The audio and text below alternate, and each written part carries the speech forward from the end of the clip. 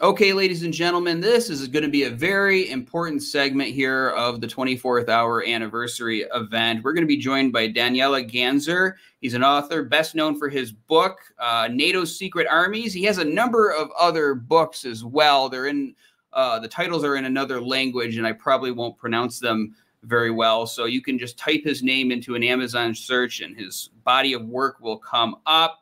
But his newest book is USA, the Ruthless Empire. And I imagine that some of the stuff that he'll be talking about today will be covered in this presentation. It gives a really good background into the inner workings and machinations of the U.S. government, and gives you a background into some of the reasons that possibly 9/11 actually happened. So he's going to be giving a presentation during this. Let me go ahead and bring in Daniele. Thank you for joining us here on the 24th hour.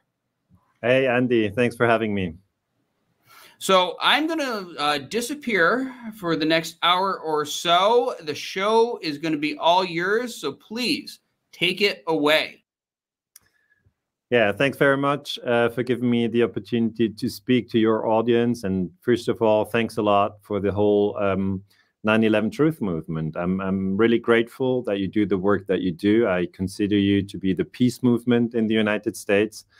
I am here in Switzerland. I'm 52 years old. I try to promote the peace movement here in Switzerland and in Germany and in Austria in the German-speaking world. So usually I speak German, but I'm very happy to speak English today. I will present some facts from my book, USA, the Ruthless Empire. It is really about the wars of US presidents. And I explain in my book that there's a huge difference between the US population, who doesn't really want all these wars, and the presidents who, with lies can convince the public to go into yet another war time and time again. My book has been published in German originally. That's the German version, has sold 100,000 copies. The English version has sold 1,000 copies. So that's 100,000, that's 1,000. It's probably difficult to speak about a ruthless empire in the US. But let's go through this different points. I first want to talk about Pearl Harbor, 1941. I want to make the argument that US President Roosevelt was aware of the attack that the Japanese were attacking, and that it therefore was a let it happen on purpose operation, a LEHOP operation. So this is United States. This is the attack on Pearl Harbor on December 7, 1941. 2,400 US soldiers were killed. So that is undisputed. Everybody knows that. But the question whether it was a surprise really depends on whom you're talking about. I mean, if you talk about the US population, they were certainly surprised.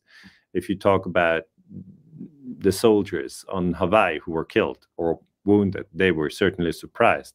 So here, the Dallas Morning News on December 8, 1941 speaks, Japanese open surprise war on the US, hundreds killed in attacks on Isle. US and Japs at war, that's another headline at the time. If you look at people who grabbed these newspapers, please keep in mind there was no YouTube at that time. There was no internet at that time, where in 1941, there was not even television at that time. There was only cinemas, there was newspapers, and there was radio. So people grabbed the newspapers. It was all they could get their hands on. And the newspaper said it was a surprise attack. Now, Franklin Delano Roosevelt was US president from 1933 to 1945. And the question really is, for historians like me, did he know that Japan was going to attack? And my answer is yes, Roosevelt knew. Was it LEHOP, let it happen on purpose? Yes, it was. And I know that still today, many people in the US find this hard to believe. Many people in Switzerland find this hard to believe. And I just ask everybody to make up their own minds.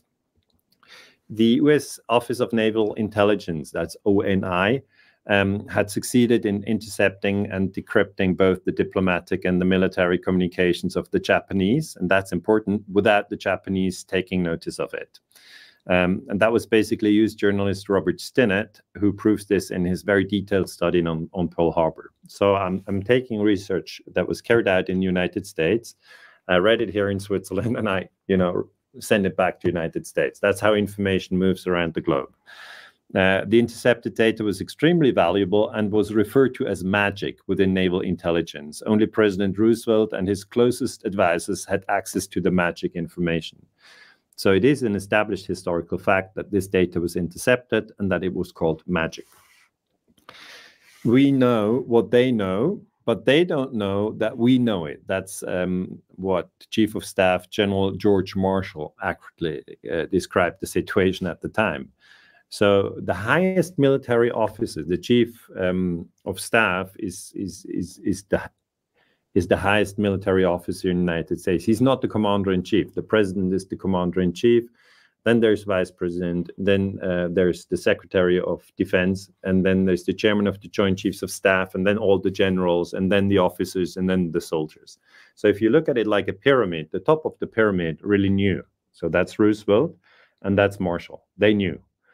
But lower ranking officers in the military or even soldiers didn't have a clue, and people on the streets had no clue at all. And the transcripts of the radio interceptions were placed in a leather briefcase at the Naval Office in Washington, which ONI officer delivered to President Roosevelt at the White House every day. And the president monitored the Japanese and shared the information only with his closest aides. So it was known in Washington, but the information, for instance, was not sent to the commanding officers on Hawaii. So even within the military, there was a betrayal that not everybody was in the loop. Some people were just left out. And in July 1941, that's 4 months before the attack on Pearl Harbor, the U.S. shut down oil exports to Japan. We cut off their access to their money, their fuel, and their trade, explained Joseph Rochefort, a U.S. naval intelligence officer within the ONI. We tightened the screws more and more. They saw no other means than war to get out of this stranglehold. And after the Japanese raid on Pearl Harbor and the deaths of 2,400 U.S. citizens, Rochefort commented, and that's a very important quote, he said, "It was a pretty cheap price to pay for the unanimity of the nation." Okay, so that is really secret warfare, that you let an attack happen. You have 2,400 people killed, of your own. So US soldiers are killed. And Rochefort says that's the price you have to pay. Because at the time, during the Second World War, there were many Americans who not want to fight in Europe. They didn't want to fight in Japan. They didn't want to fight at all. They didn't want to take part in World War II. And Roosevelt said, well, how do I get my country into that war? And he said, we could provoke Japan to attack the U.S. Pacific Fleet in Hawaii. So he first moved the headquarters from the Pacific Fleet, which used to be in California, out into the Pacific Ocean. It's like, you put the bait closer to the bear, to the lion, whoever. And then he cut off the oil supply of Japan. So the Japanese were going forth and back across the Pacific Ocean with their oil tankers. And at one time in July 1941, the Japanese oil tanker crossed the Pacific empty, and he went back home empty. That's a very, very significant point. That's the moment when Roosevelt cut off the oil supply. And then the Japanese, who have no oil at all, and who were very invasive during the Second World War, they were conquering territory all over the place, and they knew they had to have the oil. And if they don't have the oil, that will mean defeat. And I think this is important to understand, that it was a LEHOP operation. The U.S. also moved aircraft carriers away at the time, just shortly before the attack, because Roosevelt knew that the attack was coming. He moved the most important ships away. And those were obviously the aircraft carrier. He sent them on a taxi mission, just, to do something somewhere else. And he didn't tell the commanding officer in Hawaii that the attack was coming. So that's Pearl Harbor, 1941. Again, more details in my book, USA, the Ruthless Empire. I know it's hard to understand for somebody who's not into deception, because the core of this is deception. But in war, or shortly before wars break out, deception plays a crucial role. And this is not only something that happened in 2001 with 9/11. That clearly was deception as well. But it was also happening during the Second World War. And if people are now very sad and see no light, then I tell them, we actually have a much better situation today to understand the deception, because through the internet, we can communicate. I know that, internet is heavily censored, etc. But if somebody digs for it, and if somebody really searches for it, he can find out a lot of stuff. Think of those, poor citizens who just had the newspaper, which was handed out to them, and then young men who had no clue at all enlisted in the army and said, "Let's fight, let's fight." We were attacked, and they didn't know anything about magic. Second example really is from the Vietnam War. How did it start in 1964? Take a look at the map. This is Vietnam. At the time, it was split into two parts: the North, which was communist, and the South, which was supported by the United States, put it that way. And in the North, you see there's a bit of sea territory. It's all, labeled in German. Sorry, because I usually do my presentations in German, but Golf of Tonkin in German is Golf von Tonkin. But Golf of Tonkin is the area that we want to talk about. And in this area, US President Johnson, who was in charge at the time, said that an American ship had been attacked by the North Vietnamese. North Vietnamese patrol boats attack US destroyer. PT means patrol boat. These are just small boats, and a destroyer is a big boat. So that's the Globe and Mail from August 5, 1964. And the ship we're talking about is the USS Maddox. It is historically confirmed that the USS Maddox at the time was in the Gulf of Tonkin. And then US President Johnson, just shortly after the assassination of John F. Kennedy, who was killed in 1963 in Dallas, Texas, in 1964, escalated the Vietnam War, and Johnson claimed that the US Maddox was attacked twice. This is what he said on August 4, 1964, in a speech broadcasted late at night on US television. Again, at the time, we only had television, we had radio, and we had newspapers. There was no internet, there was no YouTube. Basically, it was the main TV channels that people switched on, and late at night, many were drunk or were tired, or they were not questioning what the president was saying. They were just watching the news. And he said, there was an attack on US ships in the Gulf of Tonkin. People didn't even know where the Gulf of Tonkin was. Most people didn't know. So Johnson lied that North Vietnam had attacked the US Maddox twice. That's important. He said it was a repeated attack. So one attack on one day and another attack on another day. And that was a lie. And let's take the original quote. That's what he said. As President and Commander-in-Chief, it is my duty to the American people to report that renewed hostile actions against United States ships in the high seas in the Gulf of Tonkin have today required me to order the military forces of the United States to take action in reply. So Johnson argues they attacked first, we have to react.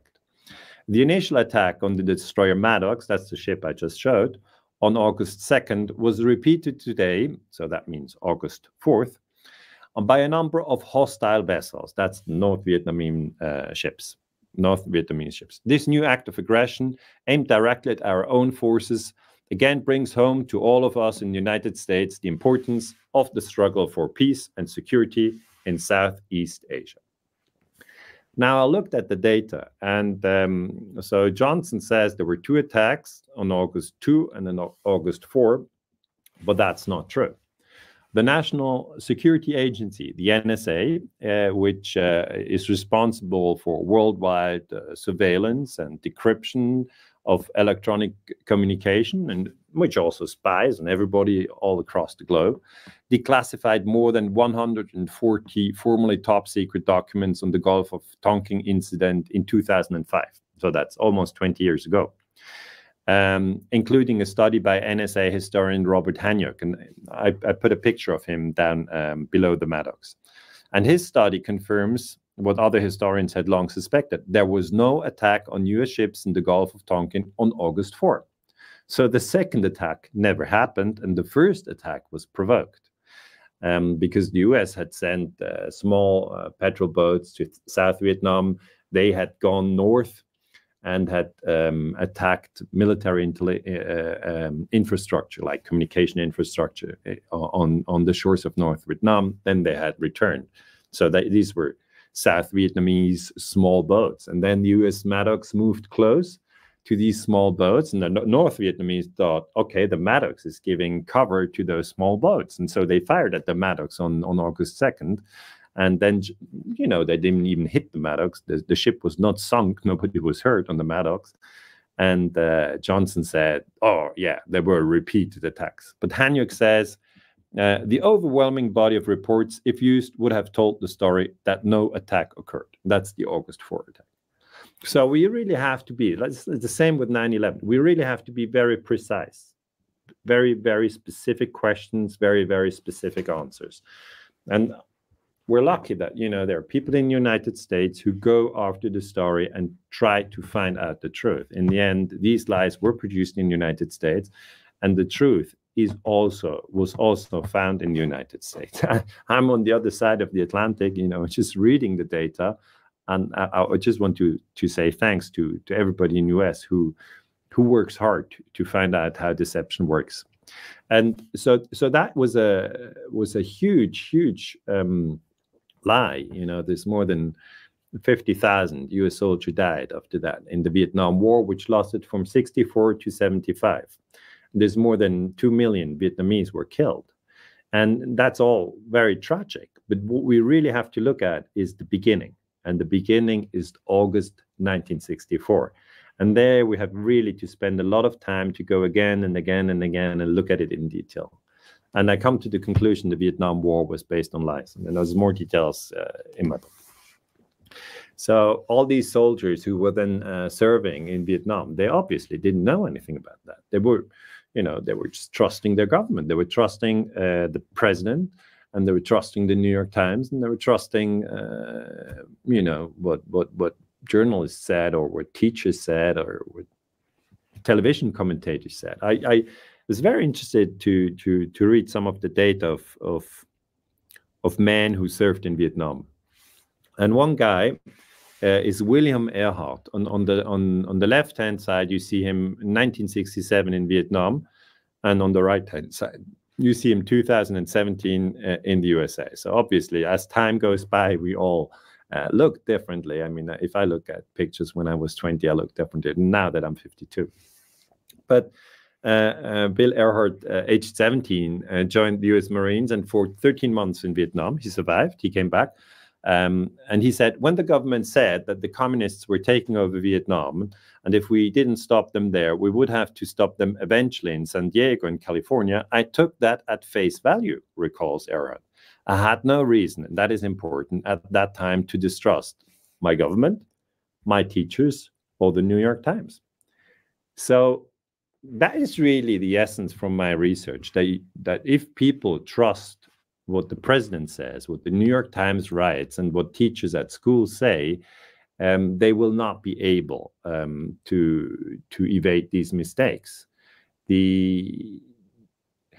The war propaganda is very strong. You know, when the president says there are weapons of mass destruction in Iraq, and when U.S. Secretary of State Colin Powell goes to New York and speaks in front of the Security Council and says Saddam Hussein has weapons of mass destruction. In fact, you know, he did that in 2003. People are impressed, and I say, as a historian, there's really no reason to be impressed. You know, these are lies.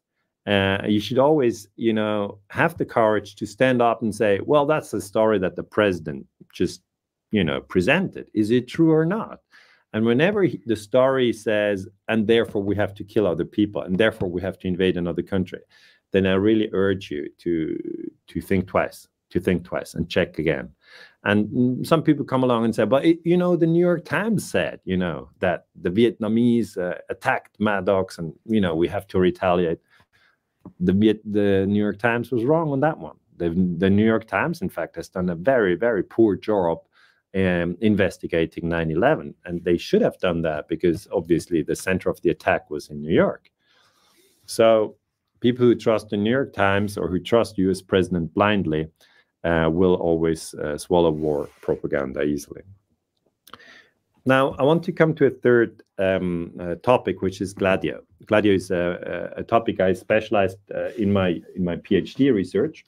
So I have a PhD in history, and that's the book I wrote. It's called NATO Secret Armies, Operation Gladio and Terrorism in Western Europe. It's not very well known. Many people don't know anything about Gladio, but I'll give you just a glimpse of the data, so you understand that the reflection about war and deception is very important. NATO has around 960 million people, and NATO is consisting of 32 countries. So I've marked these countries in green. You see the US and Canada are part of NATO. There you see France, and you certainly see Spain and Portugal, or Germany. South of Germany, you see that little bit between Italy and Germany. That's Switzerland. That's where I'm based. And to the east of Switzerland, you see Austria. It's also gray because Switzerland and Austria are not part of NATO. Next to the UK, you see Ireland. Ireland is not part of NATO. And to the south of Austria, you see Bosnia and Serbia. They're not part of NATO. But NATO is now 32 countries.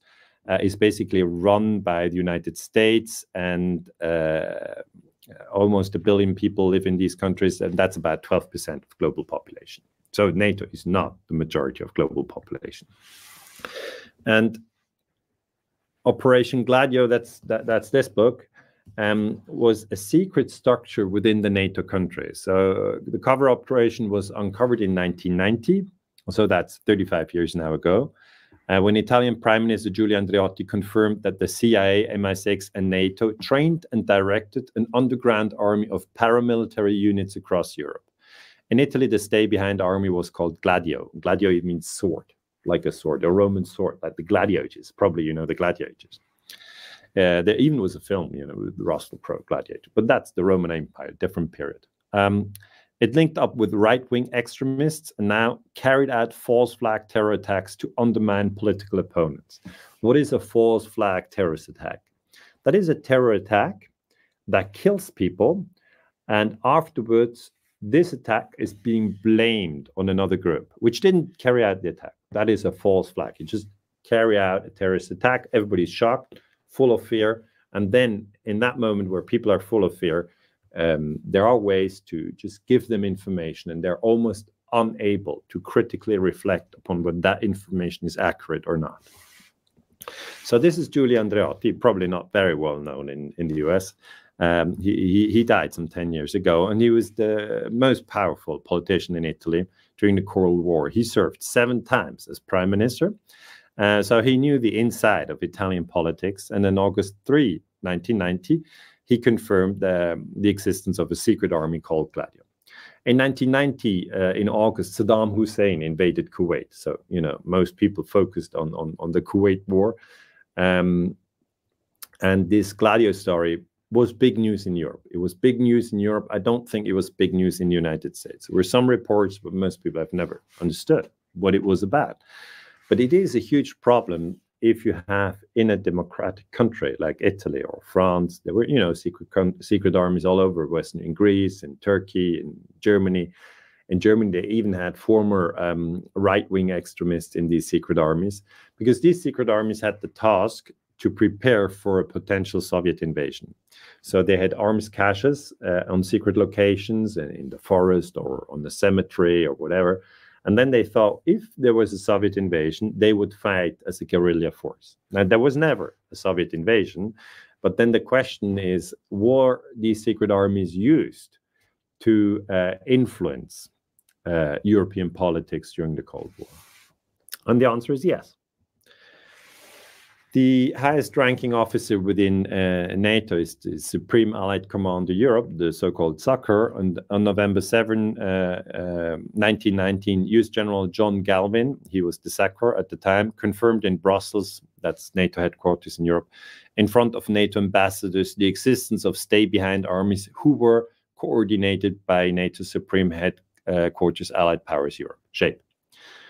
So during the Cold War, NATO had secret armies in Western Europe. Even in Switzerland, which was not part of NATO, a secret army with the code name P26 existed. And that is something which comes as a huge surprise to historians today. We go like, actually, you shouldn't have secret armies in a democratic country. It's okay if you have an army, but the parliament needs to know how much money does the army have, how many soldiers are in the army, how many tanks, how many ships, etc. You shouldn't have a secret army of which the parliament doesn't know anything at all. That is unconstitutional. And one of the most interesting facts is that on August 8, 1990, NATO ambassadors talked about Gladio behind closed doors, and Italy was represented by Ambassador Francesco Fulci, and he's the guy here in the picture. And Fulci said, weapons used in some terrorist incidents had come from stores established by Gladio. So this is highly significant. He says, okay, we know that the secret armies existed. CIA, MI6 were training the secret armies. So that's the British and the American secret services.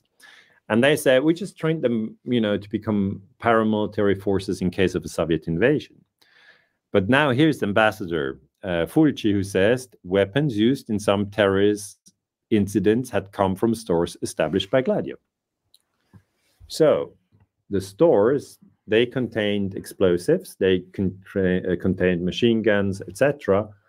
And these stores were in different parts of Italy, in different parts of France, in different parts of Greece, and in different parts of Turkey. And the fact that these stores were used by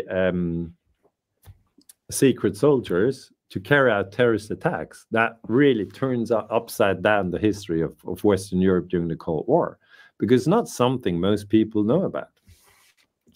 So there was a terrorist attack, for instance, in Italy, in the village Peteano. In this terrorist attack, 3 policemen were killed. I speak about it in more detail in my book. They were, called to a car, an abandoned small car, and when they came to the car and opened the door, it triggered a bomb, and the car exploded, and the policemen on the scene were killed. So that was an attack on the state, people were killed, policemen were killed, so that's very serious. And the man who killed these policemen was Vincenzo Vinciguerra, but he was not arrested immediately. He was only arrested many years later. Immediately after the attack, this attack was blamed on the extreme left in Italy, Brigate Rosse and other groups. They said, the Italian extreme left always does these things. And this was designed to discredit the communists in Italy, because they didn't want the communists to become a strong party. There was a strong communist party in Italy.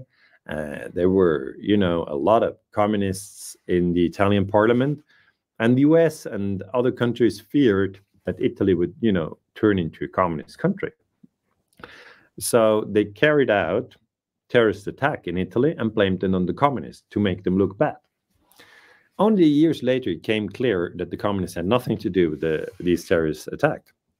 So Vincenzo Vinciguerra said, I have killed the 3 policemen in Peteano, and then the state destabilized the public order to stabilize the political order. So the public order is obviously destabilized if you carry out a terrorist attack. And the political order was, let's not have any communists in the executive. It's okay if they're in parliament. That's the legislative branch. So that's, House of Representatives and Senate. They can sit there if you want, but they cannot be defense minister, prime minister, or interior minister. That'd be dangerous. And to stabilize the political order really means you can use false flag terrorism. The Secret Service in Italy was informed after the Peteano attack, not before, but after the attack. They knew from October 72 onwards that I had done it, but they wanted the violence to come exclusively from the political left and not also from the right. Therefore, I was a man who was protected. Now, this is Vincenzo Vinciguerra, and he's speaking to Italian journalist Sergio Zavoli, and I translated this from the Italian original. Vincenzo Vinciguerra was from the extreme right, Ordine Nuovo, which is right-wing group in Italy, and he was connected to these Gladio people. And he's now doing prison in the prison opera. This is a prison center close to Milano, which has 1,300 prisoners. And here, Vincenzo Vinciguerra, he has been in prison near Milano since September 79. So remember, the attack was in 72. Only in 79, he was put into prison. And he's now done 44 years, and he's still in prison because he confessed having killed 3 policemen in Peteano. Now, the point that I want to make is that Vincenzo Vinciguerra was on a very low scale. It was in a very low scale, and people higher up in the hierarchy, they knew, within the secret services, for instance, that the arms from the Gladio arms caches had been used. Even the ambassador, knew and talked to it at the meeting of NATO ambassadors. But NATO today doesn't want to talk about Gladio at all, because it's a huge scandal. If NATO is linked in any way to terrorism in any country of Europe, that, it's just unspeakable. They go like, no, of course we wouldn't do that. No, come on. But if you look at the original document that we have here, that's from the United Kingdom delegation to the North Atlantic Treaty Organization. It is from November 1990. And if you go to the last paragraph, that is paragraph 4, Fulci, Italian permanent representative to NATO, circulate an aid memoir. Fulci said that weapons used in some terrorist incidents had come from stores established by Gladio. That's it. So Gladio is connected to terrorism, and Gladio is connected to NATO, and NATO is connected to terrorism. I want to make clear that this, is my research, and I've really spent many, many, many hours to write this book. It took me 4 years, but I think it's terribly interesting. Obviously, it's highly specialized research, false flag terrorism. But I want to tell you that when 9/11 happened, I did my PhD in September 2001 here in Switzerland. And, immediately came to my mind, maybe it's false flag. Maybe it's false flag terrorism, because I worked on this for 4 years. And interestingly, in the years 98, 99, and the year 2000, everybody was telling me, why do you research terrorism, Daniele? Terrorism is not interesting. Why don't you do globalization for your PhD? And I thought, no, terrorism is interesting. I'm looking at false flag terrorism. How you can deceive populations by carrying out terrorist attacks and blaming them on somebody else. And then in September 2001, I was actually doing my PhD exams here in Switzerland, Basel University. And I was thinking, are they going to ask me about 9/11? They didn't, but I passed my exams. So that was Gladio. I think we might as well touch on Ukraine 2014, because that is now a very current topic. Ukraine, there in the back in yellow, you have Putin, you have who's the president of Russia, obviously, Xi Jinping, who's the president of China, and you have Olaf Scholz, who's the chancellor in Germany, and have Joe Biden, president of the United States. They all see this conflict very differently. But NATO enlarged, that's important. I looked at NATO during the Cold War, and then you have an enlargement of NATO. This is NATO in 1988. So you see, Germany was still split into BRD and DDR. Now, if you watch closely there, DDR, NATO enlarged. So that's Germany. All the countries are in German, sorry. So that's the first step. That is in 1990, a reunification of Germany. And then the Americans promised to then the Soviet Union that NATO would not enlarge. That was U.S. Secretary of State James Baker talking to Gorbachev in Moscow in February 1990. And then they broke the promise, and in 1999, Poland was added to NATO, Czech Republic and Hungary. And then Romania, Bulgaria, Estonia, Latvia, Lithuania, Slovakia and Slovenia joined. So NATO went up to 26 members. If you go back, that's the Cold War, and that's NATO enlargement.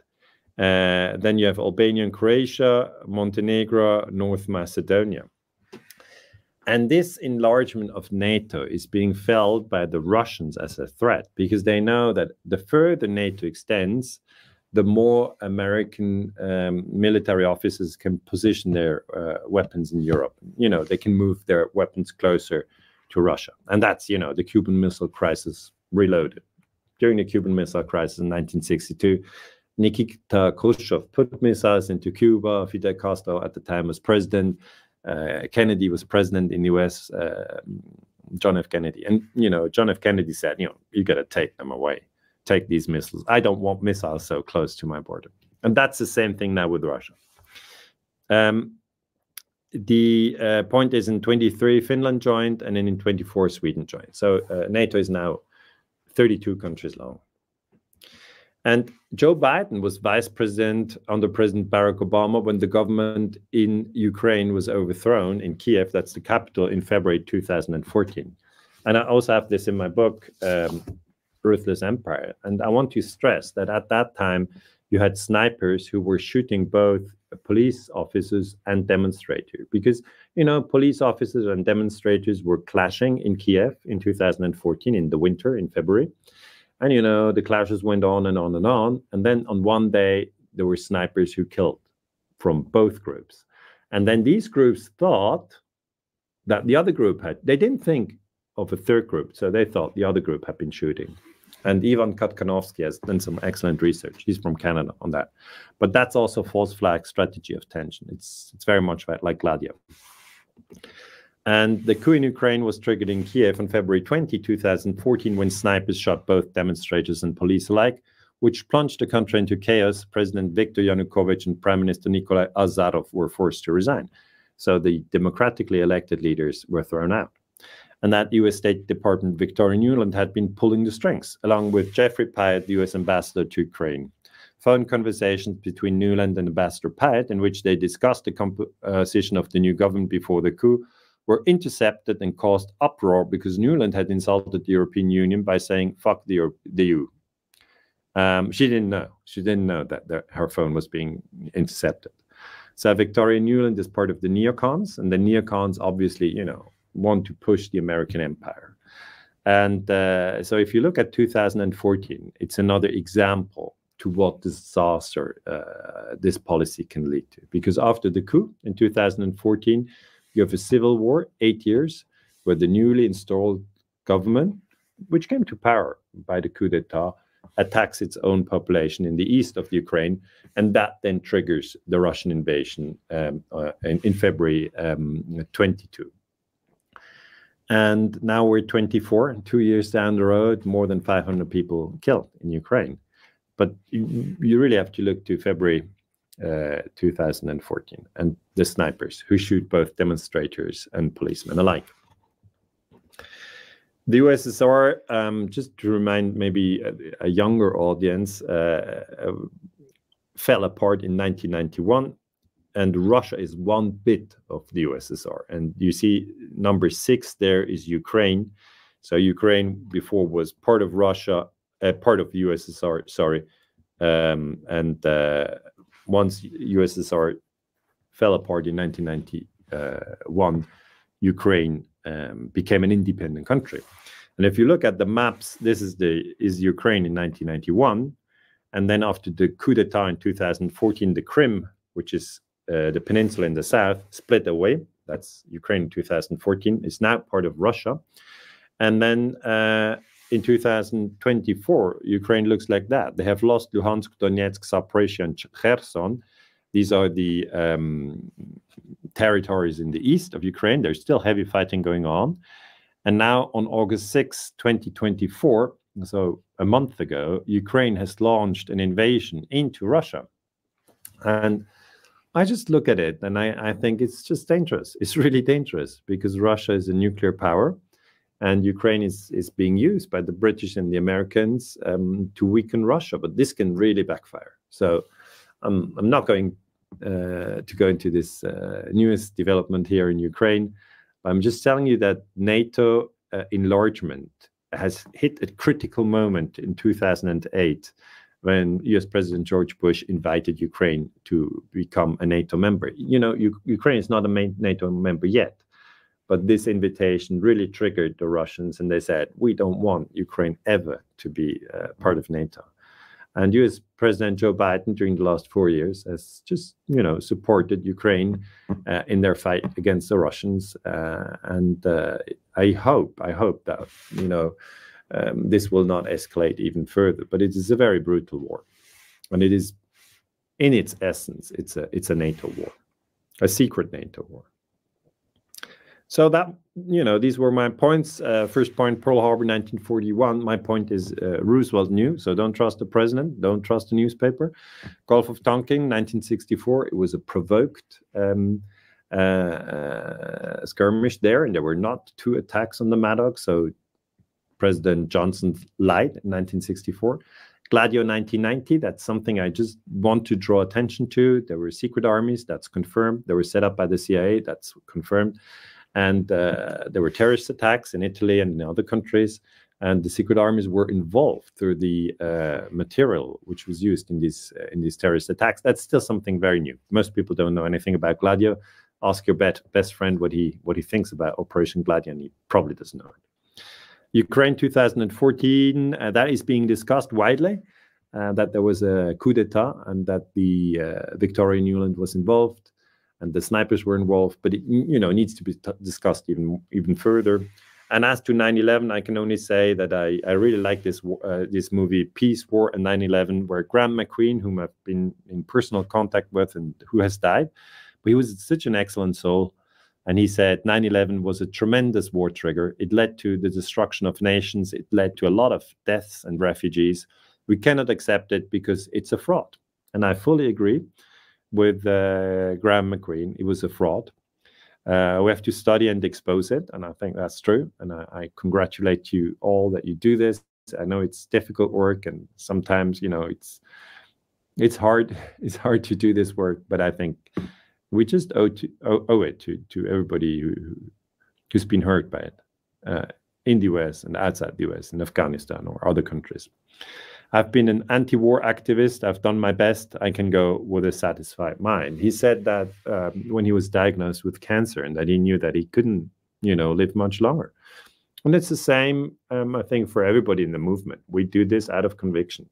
We do this out of conviction just to do the right thing, to continue this work. And I put it in my book, Ruthless Empire. I put up the blowing up of World Trade Center 7.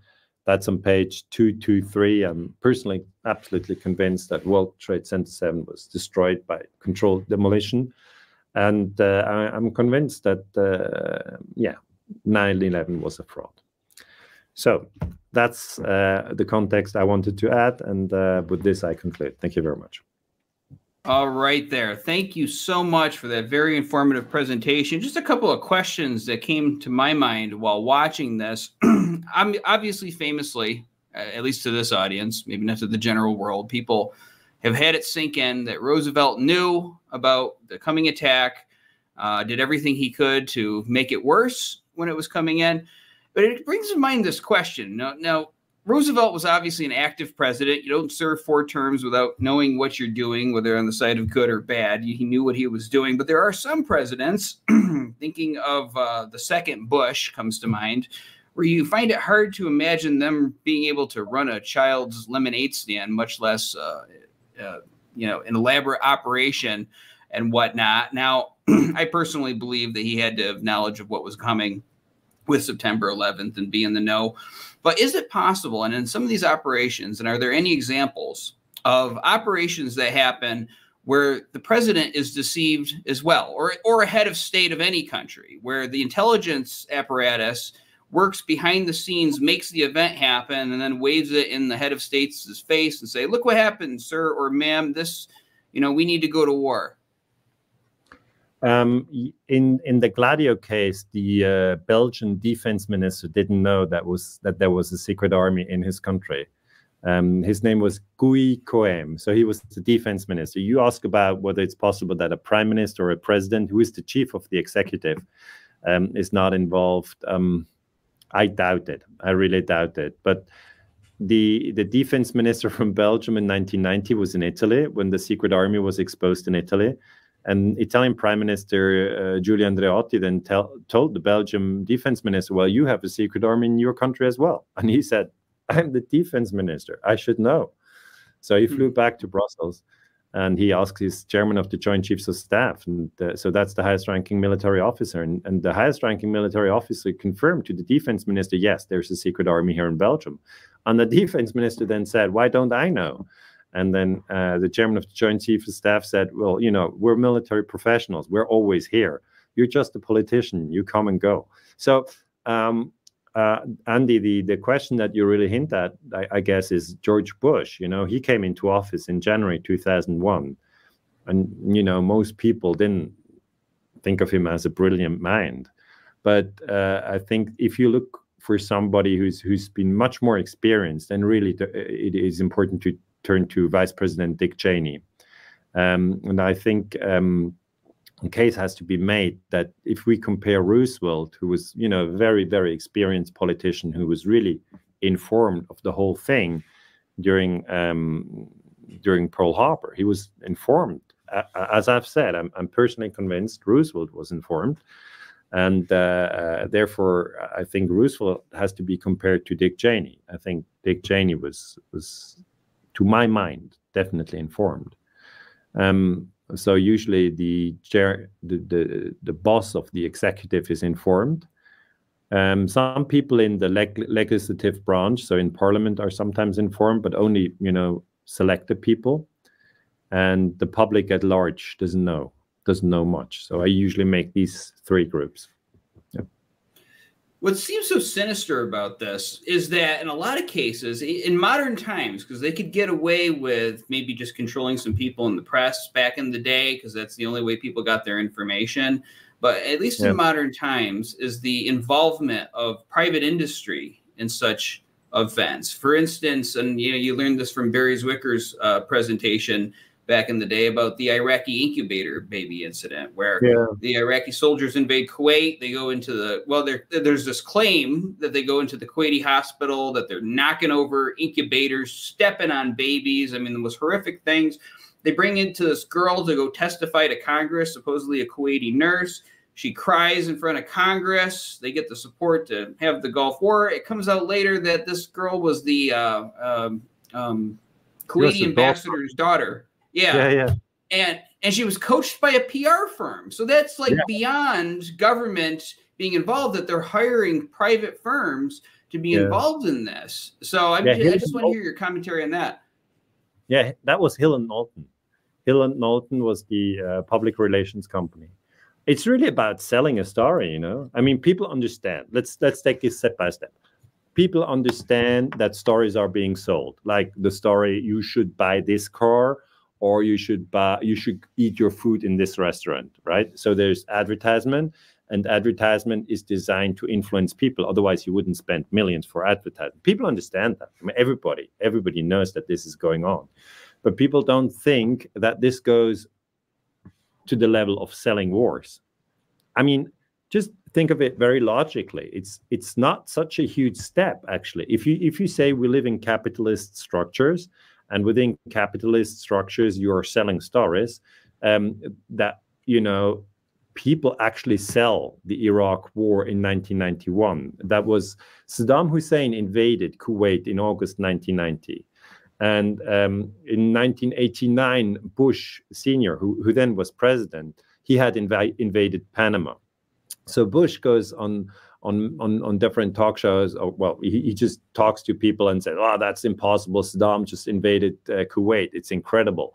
And then people who are a bit critical said, "Well, you just invaded, you know, Panama. So what's the difference?" And he says, "No, that's completely different. You know, he's really evil. I invaded Panama to help. You know, Noriega's a bad guy and whatever." And if you look at the data with the Kuwait invasion, April Glaspie was the U.S. ambassador in Kuwait at the time.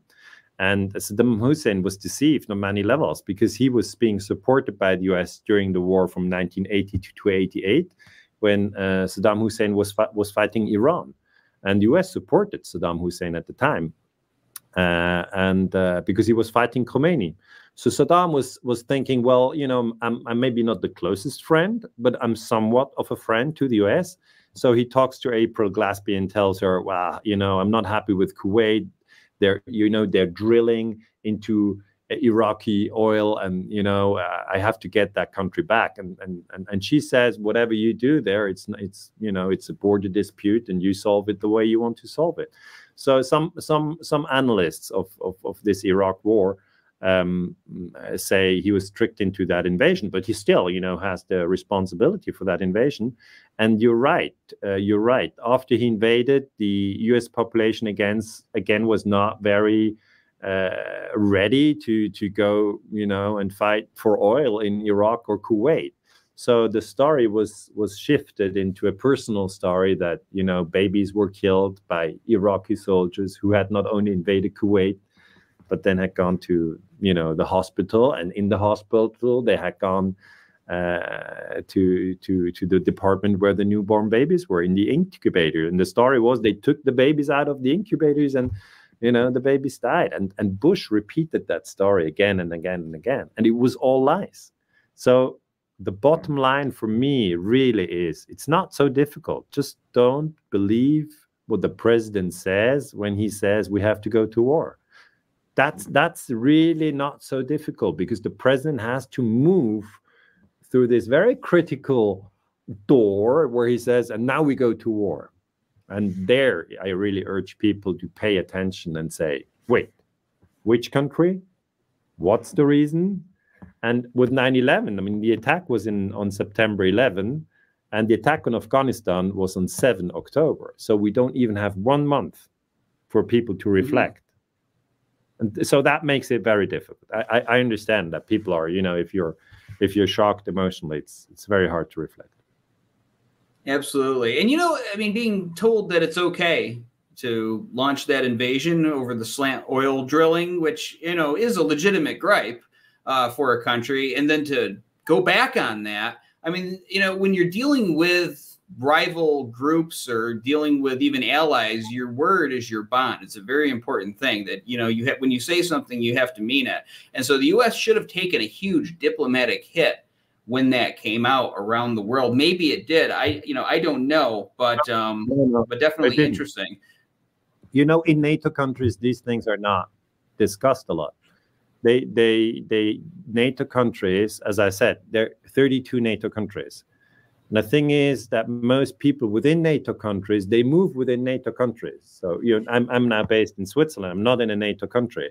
But I move into Germany, I go to France for a holiday, I go to Italy for a holiday, I've visited the US, I've been in Canada, I was in Sweden, I was in Norway, I was in Finland, I was in Holland, I was in Portugal, I was in Spain. So, you know, you move a lot within NATO countries. It's basically the same narrative. NATO is good, the rest is evil.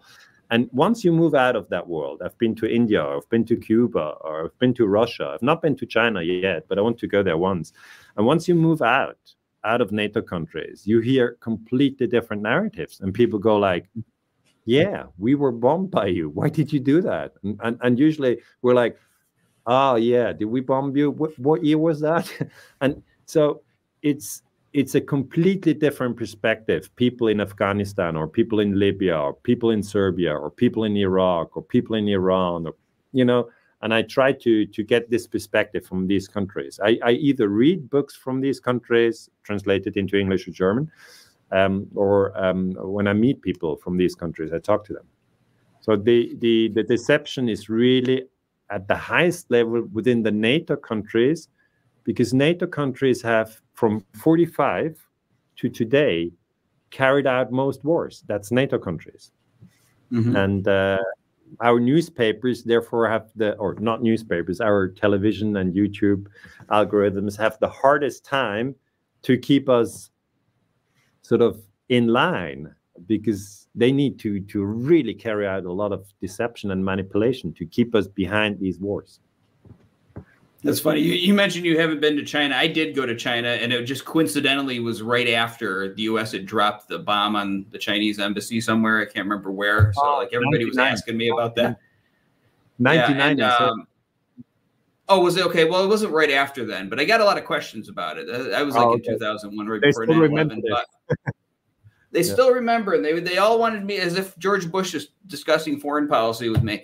But yeah, I wanted to ask one last question here, because this comes up every once in a while from those debunkers and the people who don't like what we're saying here about 9/11 Truth and such, that, if it was an inside job and a bunch of people on the internet figured it out, then of course other countries would figure it out. Why aren't they saying anything about it? Why isn't Putin going before the UN and presenting evidence? It would serve his interest. Or and it reminded me while you were talking about the funny business going on in the Ukraine with the two sides being shot at by a third party and turning on each other. Has Putin called that out? And why don't they talk about this more especially when it's done against them? They do talk about the putsch, the coup d'etat in Kiev, but it doesn't surface much in our NATO media. That's the thing. You know, we usually think Putin doesn't talk about it because I have not heard of it on CNN or Fox News.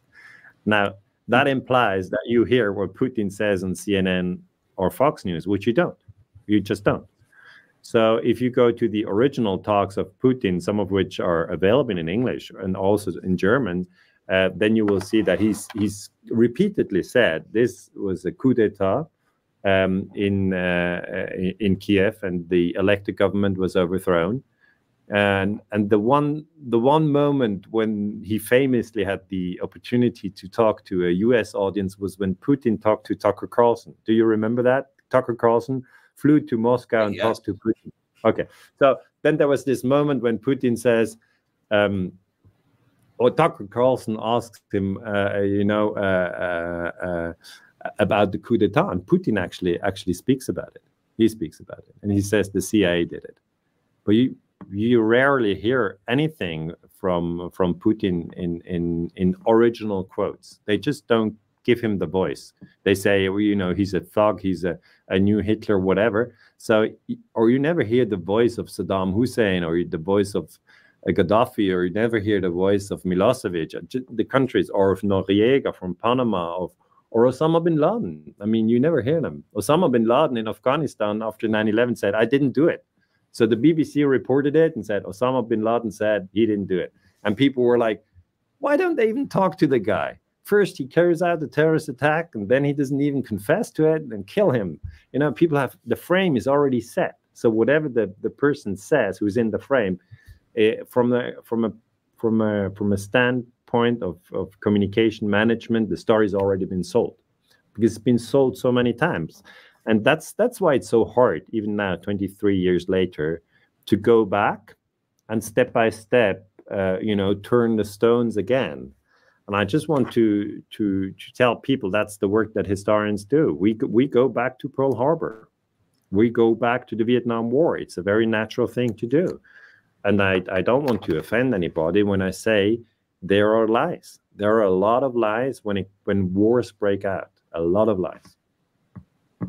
It's amazing how little we probably know about history, especially the farther back we go, because, you know, the cliche is history is always written by the winners.